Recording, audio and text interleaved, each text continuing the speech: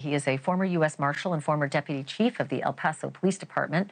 Also with me, Dave Aronberg, former state attorney for Palm Beach County, Florida. Robert, if I can start with you, what are they doing right now? If they've seen that Chevy cross the border, what are the U.S. Marshals doing right now to find this woman?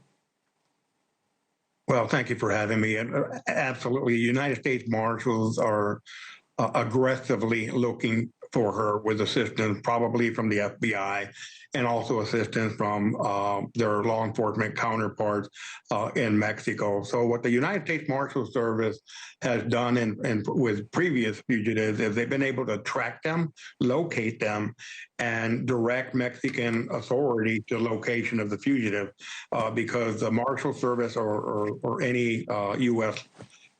law enforcement agency are not allowed. We don't have jurisdiction in Mexico, so we can't arrest them. So the arrest will actually be made by Mexican authorities. So I can tell you right now, the United States Marshal Service is following up on leads, on phone numbers, associates of the subject, and I think it's just a matter of time before they locate her and arrest her. But I have to say this: I think one of two things is going to happen, and you mentioned this earlier at the start of your show. That is, they're desperate. There's no doubt that Yolanda is extremely desperate. She's been through this before. She's killed before. I don't see her turning herself in. I think she's in Mexico. One of two things is going to happen: she will be apprehended alive, or she'll commit suicide. Wow, and hopefully, if that happens, her body's found so that it isn't an active manhunt and an open murder investigation, for long. Dave, that brings me to you.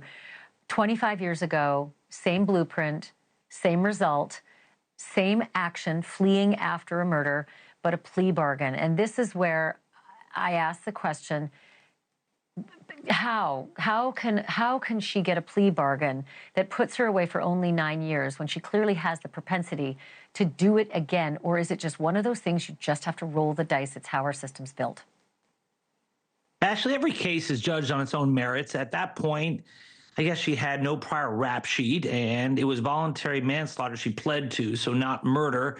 So the sentencing guidelines was probably around what she got, which was around, I think, 11 years. She only served 9 years of that. Now we can see that was the wrong sentence, because here's someone that allegedly did it again. And this time the court system won't be as forgiving. If she's caught, I think she will be spending the rest of her life in prison.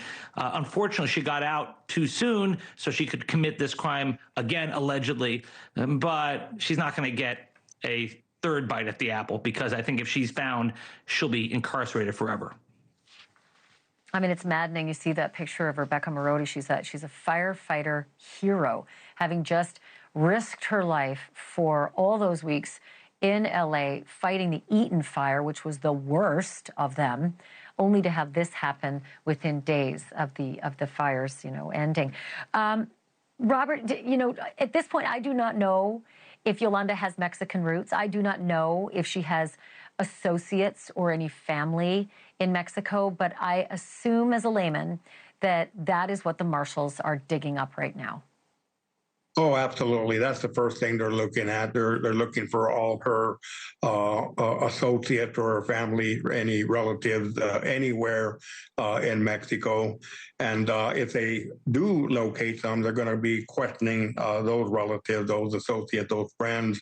And it's just, like I said, it's just a matter of time. But this is a basic investigation for the United States Marshal Service. This is what they do. This is the bread and butter. And the Marshal Service is known for going after the worst of the worst, and there's no doubt she falls into this category.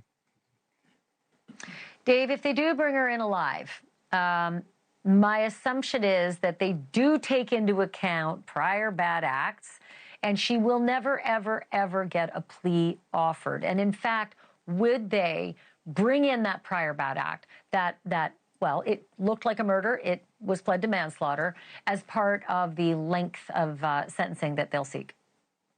The only way it comes into her trial, Ashleigh, is if she takes a stand, which she's not going to do. So that won't come into a trial. I do suspect she'll try to plead guilty to avoid spending the rest of her life in prison, but that's her fate. She's going to get that. And prosecutors are going to be reluctant to even ask a judge to admit into evidence her prior case. And that's because they don't need it. They've got a video. They have a confession where she wrote a friend just days afterwards that she did it. So they've got her dead to rights. They don't need to risk having a conviction overturned on appeal by bringing in this prior bad act, which if a judge admits it, then it puts any future conviction in jeopardy. I assume it will be kept out, but the prosecutors don't need it. They've got overwhelming evidence already. Thanks for watching. Go to joinnn.com to find NewsNation on your screen. And don't forget to click the red subscribe button below to get more of NewsNation's fact-driven, unbiased coverage.